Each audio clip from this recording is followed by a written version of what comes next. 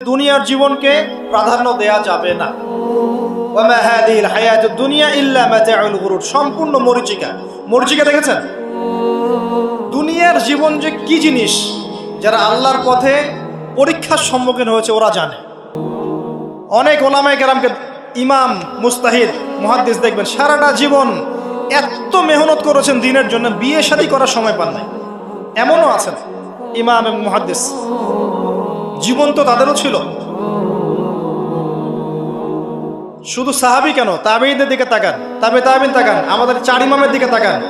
আবু হানিফা রাহিমাহুল্লাহ শেষ বয়সে জেলখানায়, কথিত আছে বিষ প্রয়োগে তাকে হত্যা করা হয়েছে। তার টাকার অভাব ছিল না, তিনি কিন্তু আমার মতো হতদরিদ্র ছিলেন না। আল্লাহ পাক তাকে সম্পদও দিয়েছিলেন, সমস্ত সম্পদ বিলিয়ে দিয়েছেন দ্বীনের জন্য। আহমদ বিন হাম্বল রাহিমাহুল্লাহ, তার দিকে তাকান, তাকে পিটানো হচ্ছে আর বাগদাদের রাস্তায় ঘোরানো হচ্ছে, কারণ সমাজের মানুষ ফতোয়া দিয়েছে একটা, তিনি ফতোয়া দিয়েছেন আরেকটা।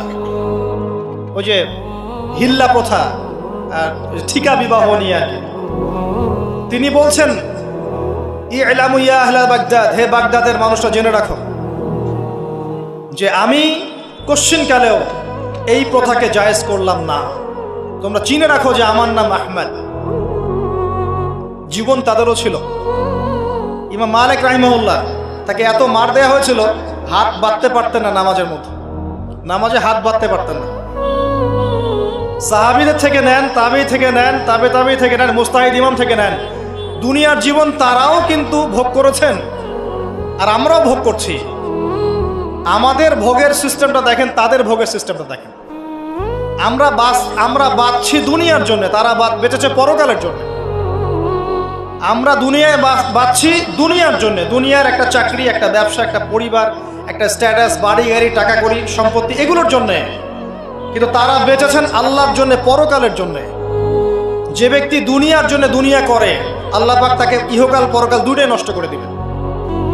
যে ব্যক্তি পরকালের জন্য দুনিয়া করবে, আল্লাহ পাক তার দুনিয়া গুছিয়ে দিবেন, আখিরাতও গুছিয়ে দিবেন ইনশাআল্লাহ। প্রথম কথা হচ্ছে এই যে দুনিয়ার জীবনকে প্রাধান্য দেয়া যাবে না। দুনিয়ার জীবনের প্রতিটা কাজ আপনি একটা উদ্দেশ্যই করবেন, সেটা হচ্ছে আল্লাহ সন্তুষ্ট। বিয়ে শাদী করেছি কেন? আল্লাহর জন্যে। পরিবার গঠন করেছি কেন? আল্লাহর জন্যে। সন্তান নিয়েছি কেন? আল্লাহর জন্যে। দিন শিখেছি কেন? ইলম শিখেছি কেন? আল্লাহর জন্যে। চাকরি কেন করি? আল্লাহর জন্যে। প্রতিটা কাজ ইবাদত হবে যদি আপনি মুহাম্মদ সাল্লাল্লাহু আলাইহি ওয়াসাল্লামের তরিকা মেনে চলেন।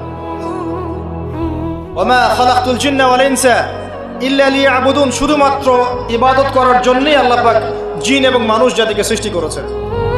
আপনাকে আল্লাহ পাক এই হায়াতটা দিয়েছেন। এখন বাকি সময়টা চিন্তা করেন, আগামী 30-40 বছর কিভাবে কাটাতে চান?